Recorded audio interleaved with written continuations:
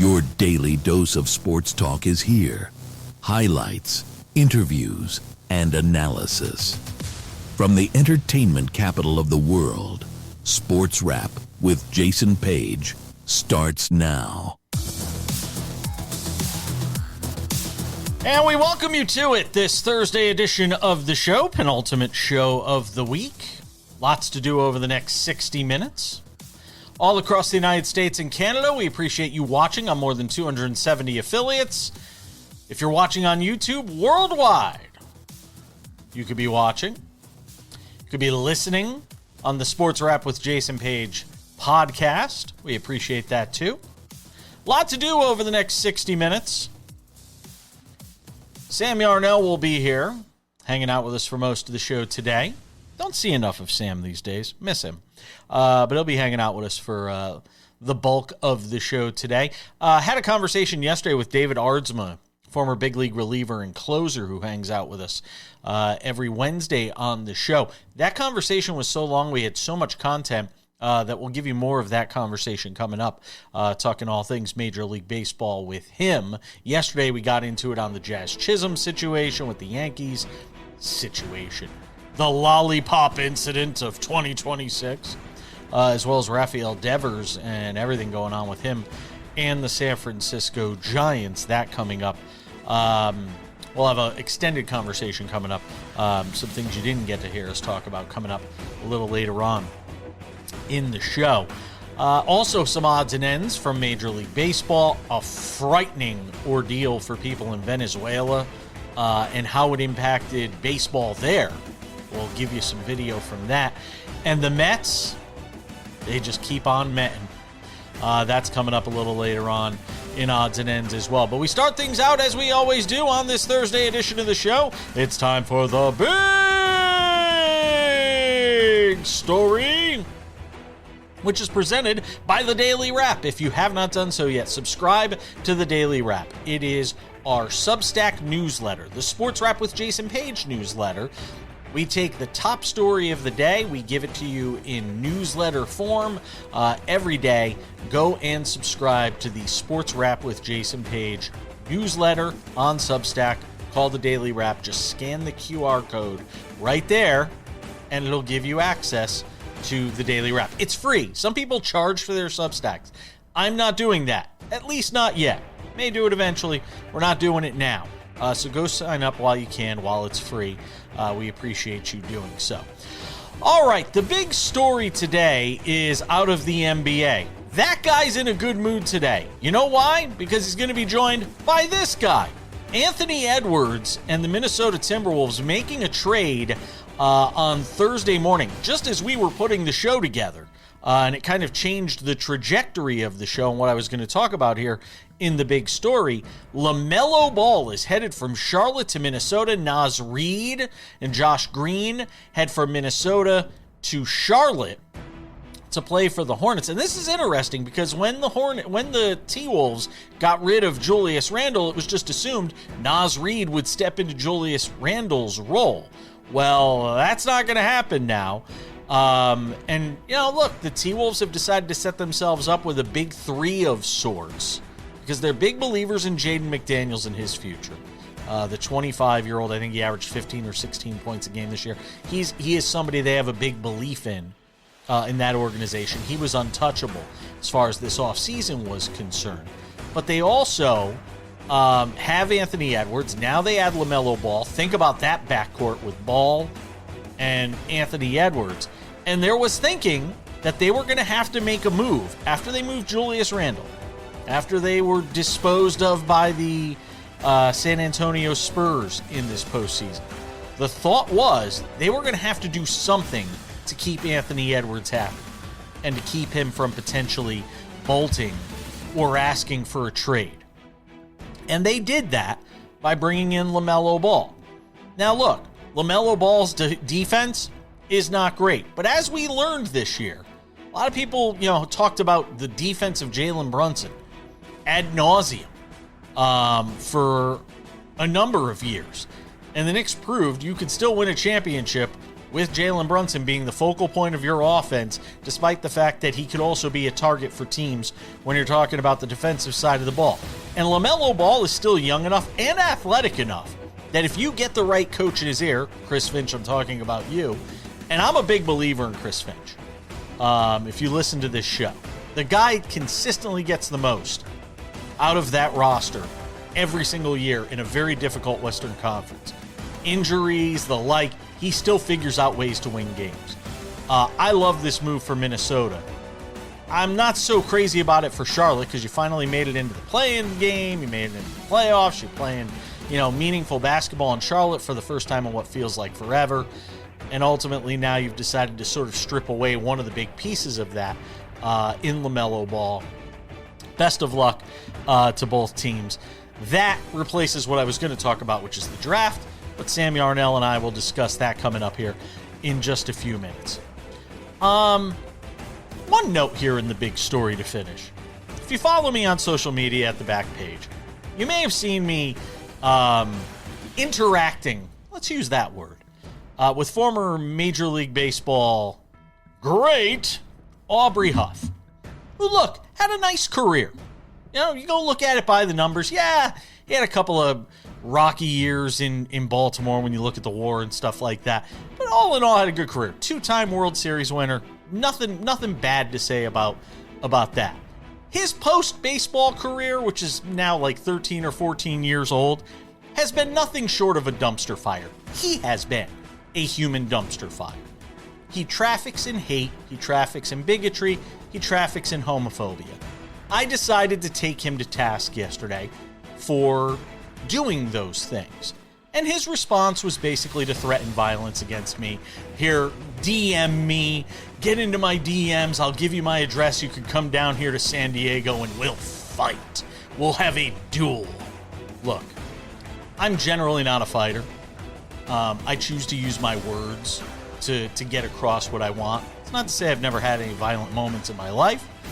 Certainly nothing that would ever get me in trouble or anything like that.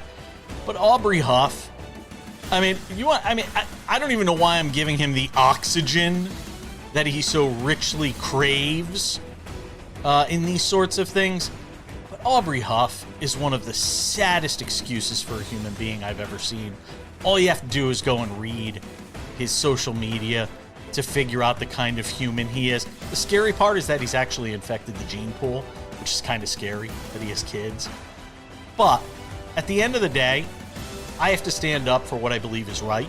And if that means standing up to bullies like Aubrey Huff, then we'll do that. And that's the big story. We're coming back with more. Don't go anywhere.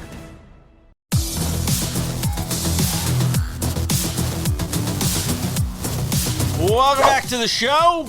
I've had my say in the big story. I feel like I haven't seen enough of this guy this week. Sam Yarnell's here. Hangs out with us on the show. You know what I should do? I should give Aubrey Huff your address. And then he can come to your house and I'll say you're Jason Page. My eyesight's just a little bit too good.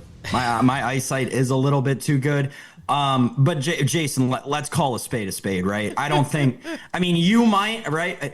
This how old am I at this point? This 25-year-old is not going to have a tough time with a guy who had a negative WAR in 3 separate seasons in Major League Baseball. It's always funny to me when Aubrey Huff tries to interject himself in whatever discussion it may be, because the Aubrey Huff that I remember growing up in the DC area was hated in that 2007-2008 period because he was god awful for the Baltimore Orioles. Horrible. That's the only Aubrey Huff that I remember, is the guy who struck out. I have it here. I have it right in front of me here. The guy who struck out a combined 170 times in 2 seasons in 180 times in 2 seasons in Baltimore. Woof. Well, there's a part of me that actually says to myself, and I said this in the big story, there's a part of me that says to myself, maybe I shouldn't have even engaged. Maybe it's my fault. Maybe I shouldn't have even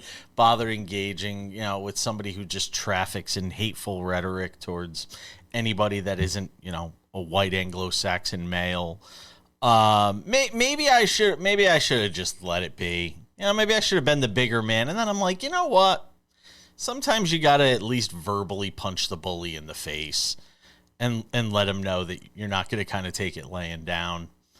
But it is what it is. It's Aubrey Huff, ladies and gentlemen. Again, I don't know if you can quantify the guy as a bully when there was a Major League Baseball season that he actually played in worth negative 1.7 WAR. That is, I don't think I've ever seen a WAR lower than negative 1. Negative 1.7. That's pretty impressive, honestly, Aubrey Huff. I don't think I would do that bad if you put me in front of 95 to 97, which is what you were facing in 2009. Do they even know how to throw sliders in 2000? I'm pretty sure the sweeper didn't even exist in 2009. Not to drag Joey Gallo into this, but you're sure Joey Gallo never had a negative 1.7 WAR? I mean, really? Can we? He hit enough homers. Aubrey Huff didn't hit enough homers to get that WAR high enough. Yeah, he couldn't hit water from a boat.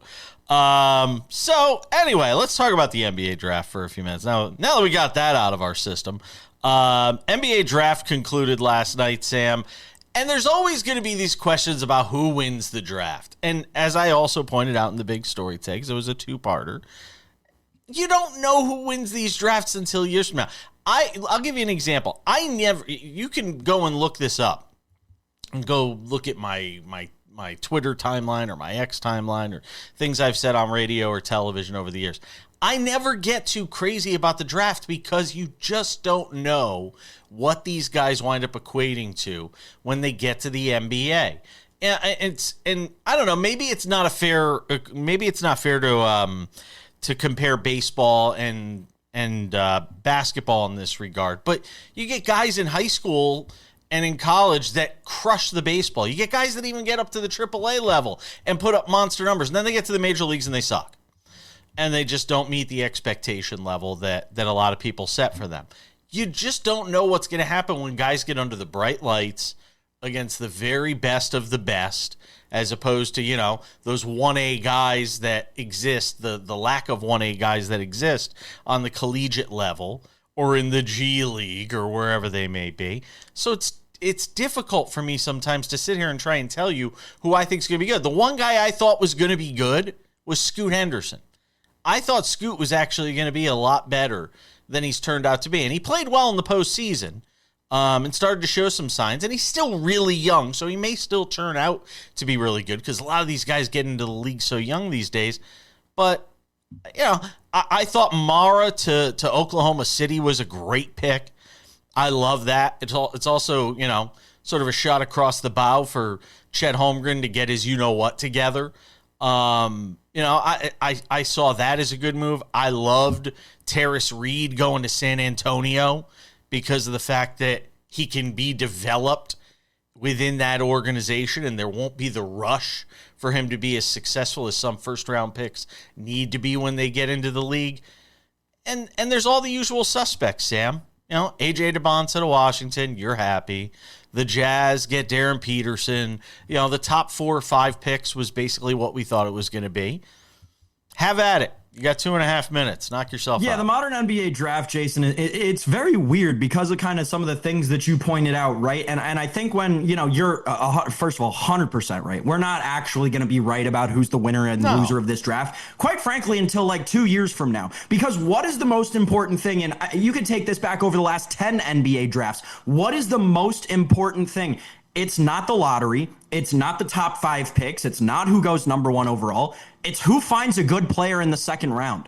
Who's going to find someone in the second round who is going to change the course of their franchise? Who's going to find someone outside the lottery, right? Who's going to find that Jalen Brunson? Who's going to find that Nikola Jokic, right? Who's going to find that later pick that is going to come in and quite frankly change the fabric? Well, I guess the Jalen Brunson thing's a little bit different, but nevertheless, it still changed the fabric of the Mavs organization. Like that is what is the most important in these modern NBA drafts. But I will say this, it's hard to not say, off of, the 2 days that we had of the NBA draft, it's hard to not say that your winner is very clearly and obviously the Washington Wizards. I mean, any team is going to be set up to win the draft when they have the number 1 overall pick. And I think it's pretty easy to say the loser, once again, second year in a row, hilarious as it sounds, It's the freaking Utah Jazz. They did it again, Jason. 2 years in a row. They had a player on their draft board who said, I do not want to play for you. I am going to make it clear in the media. I am going to make it clear in private. I am going to make it clear to my coaches that I do not want to play for you. And let's be quite honest, Ace Bailey did not live up to everything we expected him to be in his first season. I doubt Darren Peterson will live up to anywhere near what we expect him to be in his first season. Something has got to happen in Utah. They've got to figure something out because they can't keep doing this. It's going to end them up in the same place they ended up last season, which is with way too many good players on a way too bad team. The problem is, how many young guys say, I want to go spend the next 4 years of my life in Salt Lake City? That aren't more. We said the same thing about Washington, and now there are guys forcing their way there. But still, DC is different than Salt Lake City. Say it with me. It's, that's part of the problem that the Jazz are always going to have. We're coming back. David Aardsma next. Welcome back to the show. We'll get into the World Cup. Sam Yarnell will be here in 10 minutes. U.S. and Turkey. Yesterday on the show, we had our good friend David Aardsma on as Sports Wrap goes inside baseball every Wednesday. There was so much conversation, we couldn't fit it all into his appearance yesterday. So we saved some of that for today. Interesting story out of minor league baseball that I wanted to begin with when it came to our conversation with David. Watch.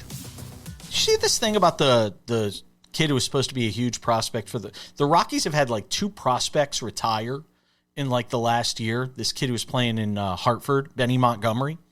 No, I didn't. Benny Montgomery announced his retirement yesterday at 23. Just decided to walk away at from 23. the game. Yeah. Just decided to retire. And I ask it because, I'm trying to figure out, is it being in the Rockies organization? Does it have something to do with that? Is it guys that just sort of run out of patience? I think he's been at AA for 3 years. And this was supposed to be a stud. Like Benny Montgomery was a can't miss prospect. I know because I had collected some of his baseball cards. Is it, are we just in a different era when it comes to baseball of the sort of the grind of the minors and guys not being able to sort of handle that grind? Is it organization related? When you see 2 guys though in the same organization within a year that were supposed to be stud prospects, that one of them was a pitcher, that say, I'm just done. Is that a red flag somewhere? So there's a couple things. One, always separate big leagues from minor leagues. I always try to do that. Okay. The Rockies minor league system right now is actually pretty good. One team's in 5th place, yes, but then a team's in second place. That team he's on is in first place. They're 39 and 29. Like, that's a good team. It's probably actually a fun place to be right now. And you're on a fun team. Like, you're winning baseball games, even if it's not the big leagues. The minor leagues are like, if you're winning games, like you're rolling in, you're feeling great. Everybody's like, yeah, let's go. We're the future of the Rockies. We're going to turn this thing around together. You're winning. So it's always hard. What I've always noticed in high school picks, you don't know who you're getting. These guys are not, their brains have not been fully developed, and you can go into some serious science and talk about that and break that down. So you don't know who you're getting until they're 22, 23 years old. Then you can kind of start figuring out, especially high school players, they might get borderline where they might start, drinking or they start partying a little bit or the depression sets in a little bit because you're away from home. He's looks like a smaller town, Pennsylvania kid that, out of high school, 8th pick overall. Everything's in the world. Like, dude, I got this. But then you have a whole lot of stuff on your shoulders too, from a small town. Everybody's kind of depending on you. And every year in baseball gets worse. He starts playing worse.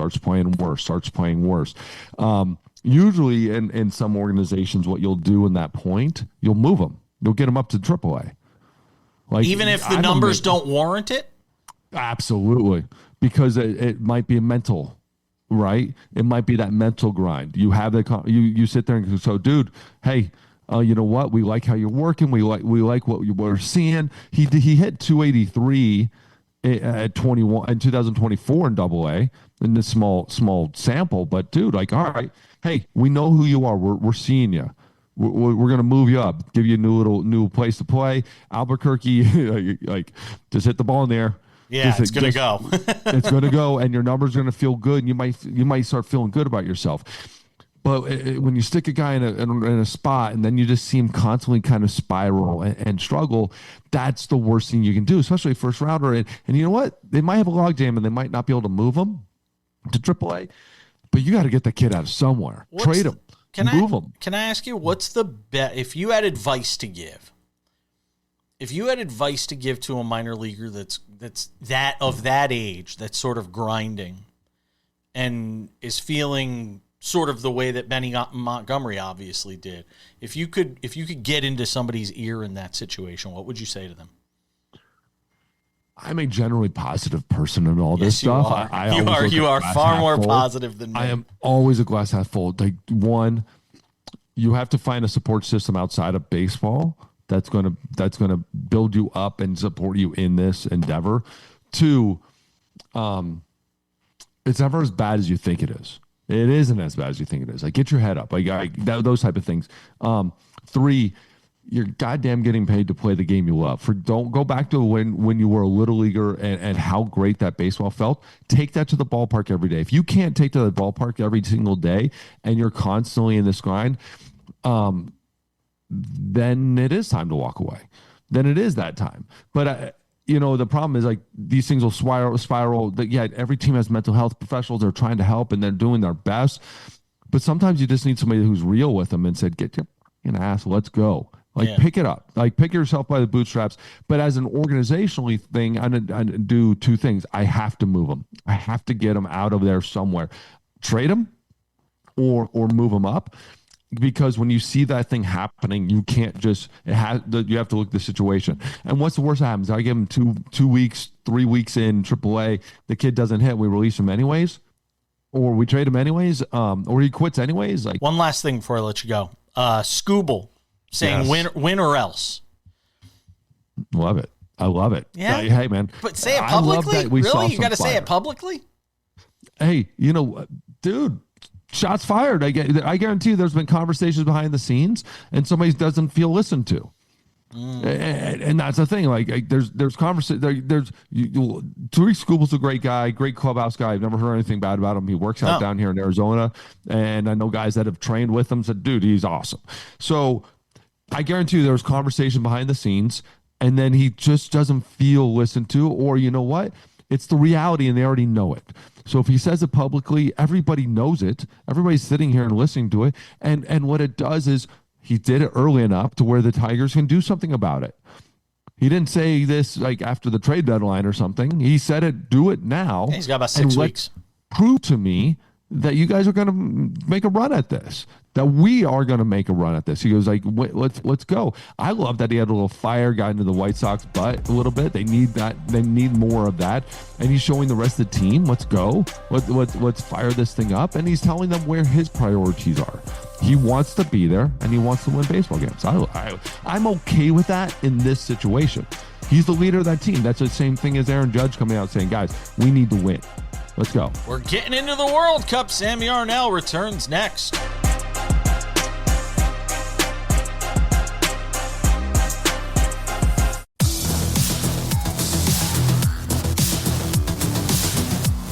Welcome back.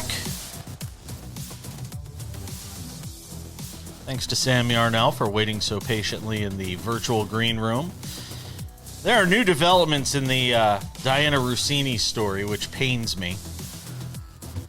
Especially because I literally was just texting with her the night before this new story in the New York Times came out.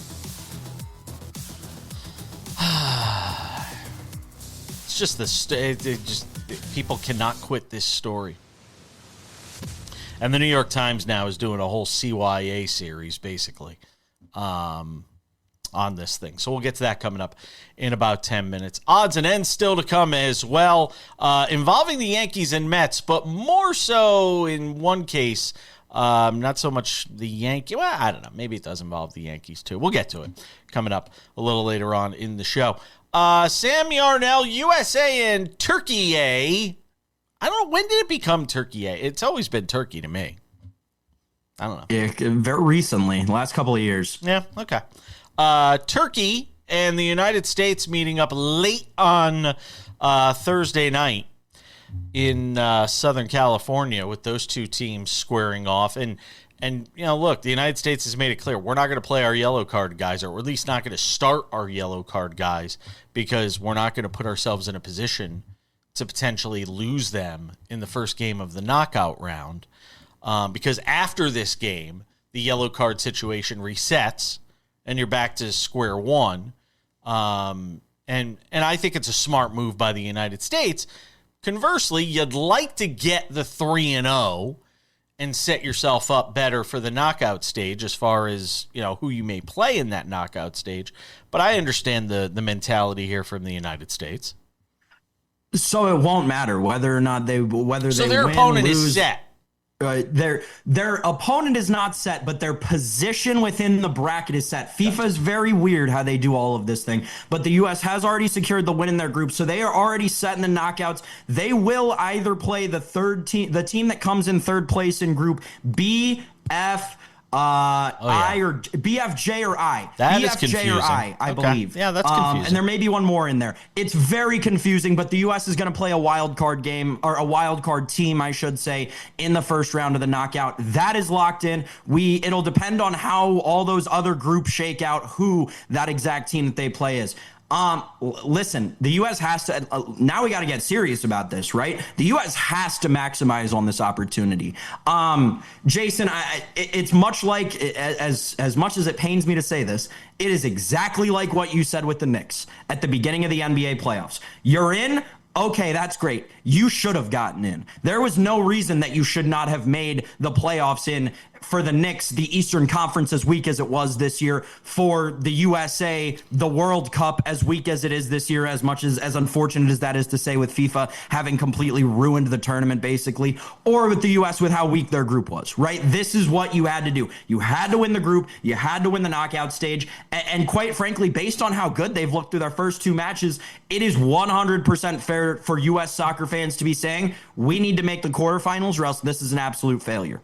We need to win 2 games in the knockouts or else this is an abject, absolute failure. This is the generation that we've been talking about for darn near 20 years at this point, right? This is the team. It is the World Cup on home soil with the golden generation and all these players who have been on our radars for 10 plus years, right? This is where you have to make your mark, USA. If you can't slip up tonight against Turkey, because that is a horrible start to a winning streak that you need to get on to win these next 3 matches. And if you don't, U.S. soccer fans have every reason to revolt, every reason to say, you've done all this over the course of the last, 3 World Cups, all of this excuses, all of this explaining that you've done, and look at what it resulted in. When Judgment Day came, you still did not matter. That's what it's starting to feel like it could be if the U.S. doesn't make it at least 2 matches into that knockout stage. I wouldn't call it Jim Dolan's speech to the Knicks, but pretty good, Sam.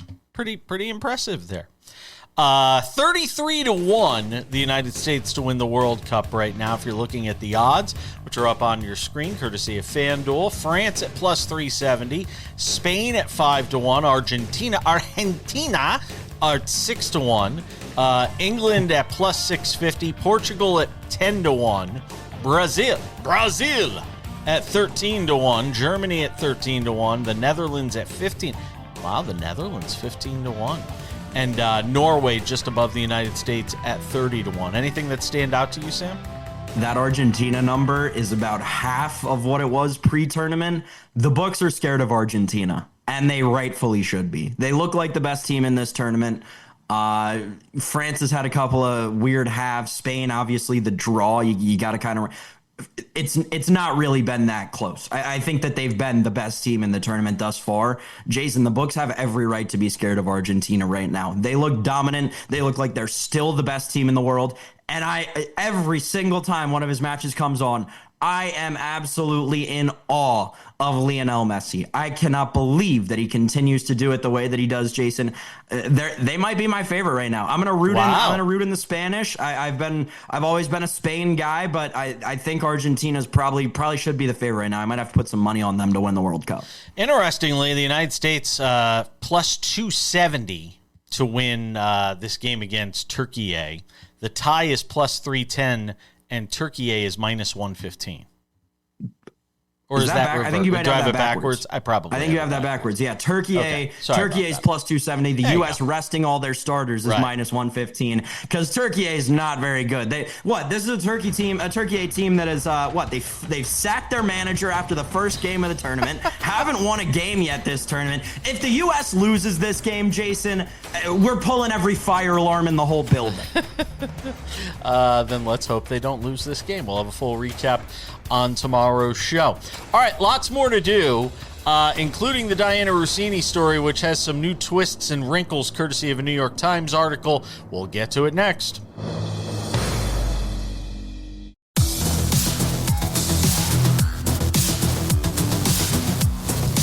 Well, another day and another twist in the Diana Russini, Mike Vrabel, New York Times athletic saga. I always believe in transparency. I think it's the best way to go. Full disclosure, I've had a friendly relationship with Diana, professionally friendly for 20 years. So you can take anything I say with a grain of salt as a result of that. You could think I'm giving too much information, that I'm not saying enough, that I'm critical, I'm not critical enough, all of that. I know Diana more as the person, as much as I know her as the journalist in the role that she used to serve in the capacity she used to serve in as an NFL insider, or as apparently she said as a former NFL insider.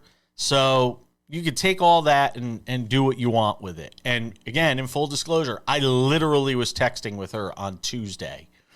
No discussion whatsoever about the controversy that was going on. We were talking about our families. We were talking about my new dog.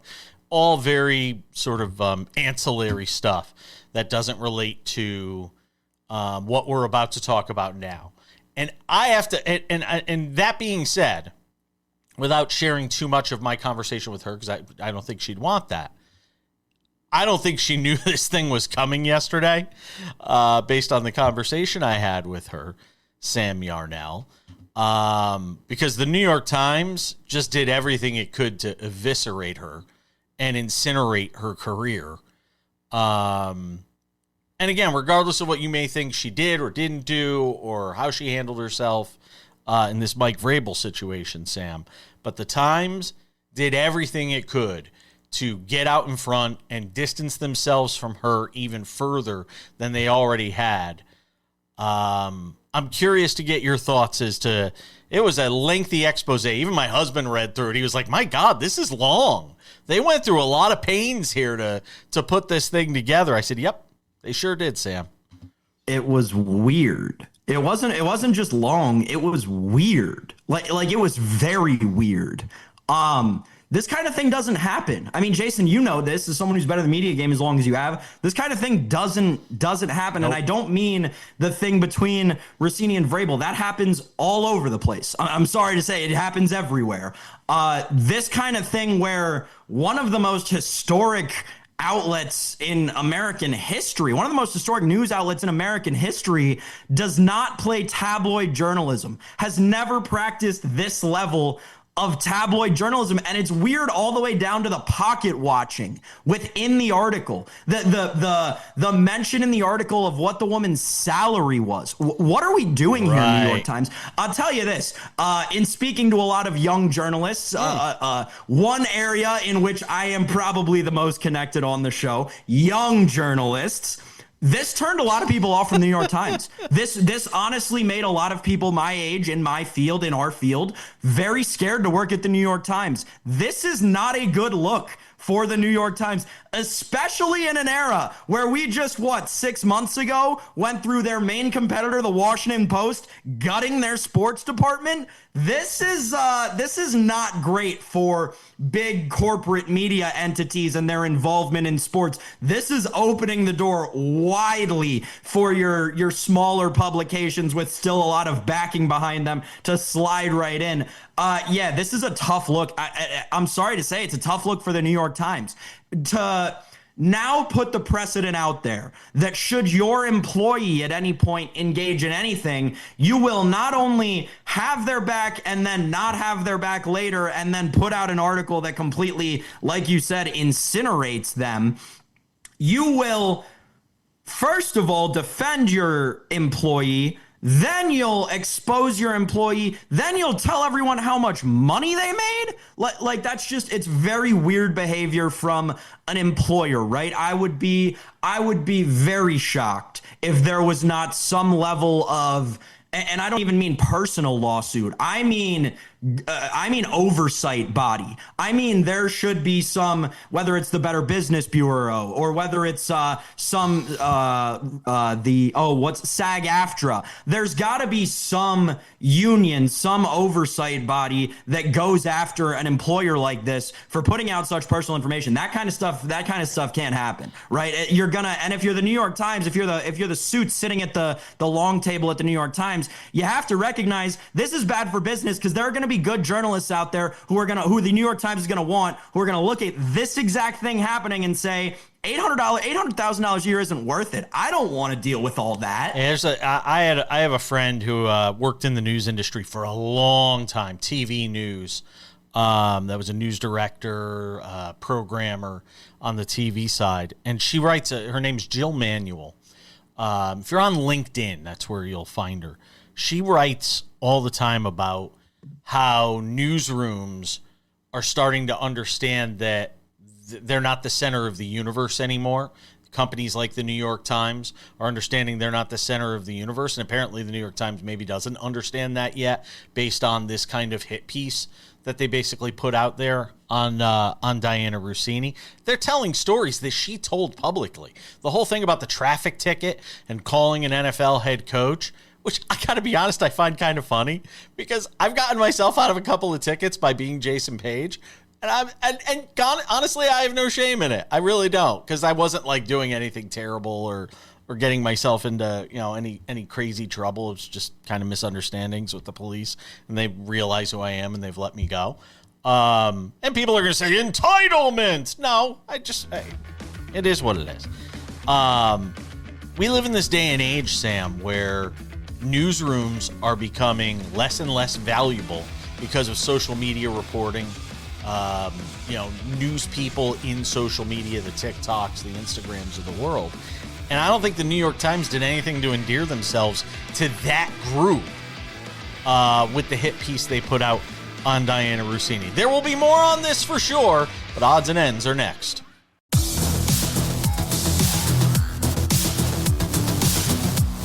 Just about time to put the wraps on this baby for a Thursday. But before we do, a couple of reminders.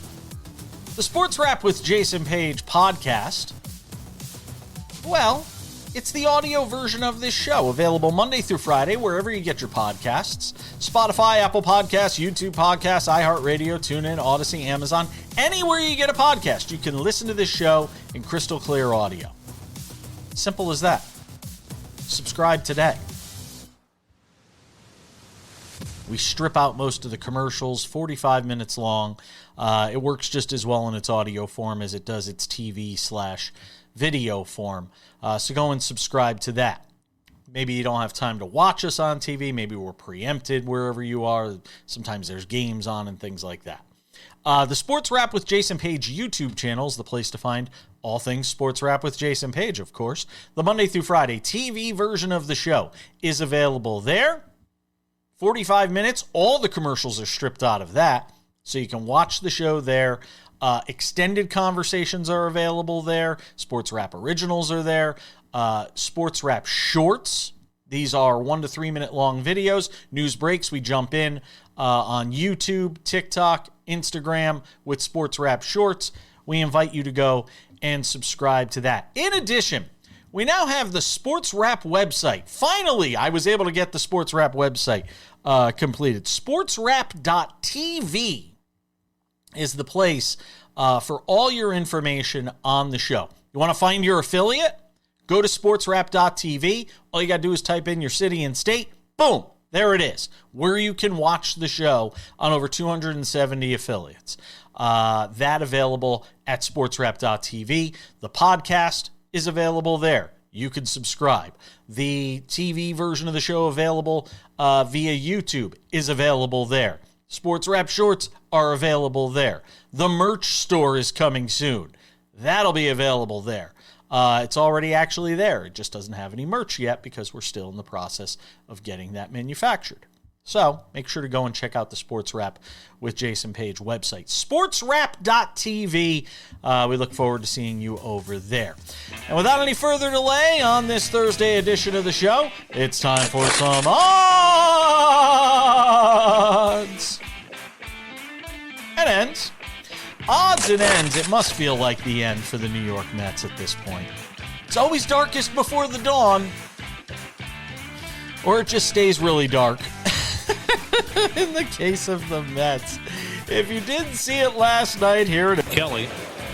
And he hits it sharply at Vientos, and he boots it for yet another error. Unbelievable. The sixth infield error for the Mets tonight.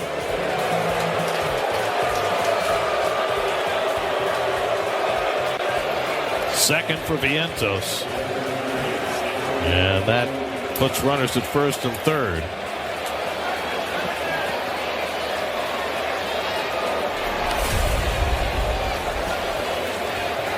Kelly with a ground ball gets to Vientos' right. It looked like he wasn't sure whether to backhand it or play it straight up. I think that ball hit him in the knee. I mean, what do you say at this point? I mean, this team is in the depths of despair. Can't get starting pitching to hold the other team at bay. Struggling with their offense. And now the defense falls apart. 6 infield errors. Unprecedented. That was the reason I wanted to let it breathe. 6 infield errors. I mean, that's insane. That's Little League bad. That's bad Little League bad. Poor Gary Cohn and Ron Darling trying to figure out a way to get through it. For the Mets right now, if you don't know, they've lost 7 of 10. They have a minus 46 run differential. They've lost 5 in a row overall. They're 34 and 46. They're not only in last place in the NL East, they're 6 games clear in last place in the NL East. Again, there have been moments in this team's history when you think they're at rock bottom, and then all of a sudden it turns around and the Mets find themselves somehow in the playoffs. So I'm not counting them out yet, but I'm pretty close. Odds and ends, this was frightening.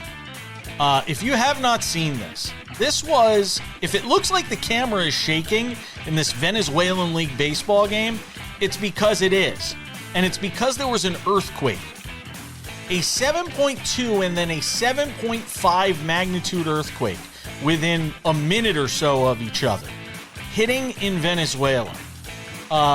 This is a tragic story. There are over 160 people that have died as a result of this.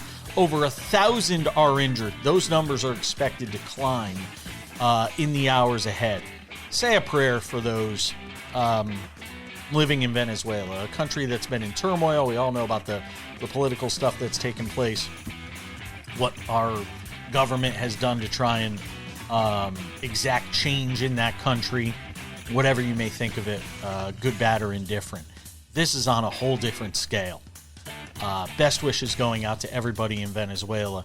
Baseball, obviously, an afterthought there right now after what has transpired in Venezuela with these disastrous earthquakes. That's going to do it for us on this Thursday edition of the show. Robert Littell from Black Sports Online will make his triumphant return on the show tomorrow. Tino Patino will be here, and who knows what else we'll have in store for you on a Friday edition of Sports Wrap. That wraps it up for this Thursday. I'm Jason Page. I'm going to go put my tongue back in my mouth. We'll see you back here on Friday for an all-new edition of Sports Wrap. Bye-bye.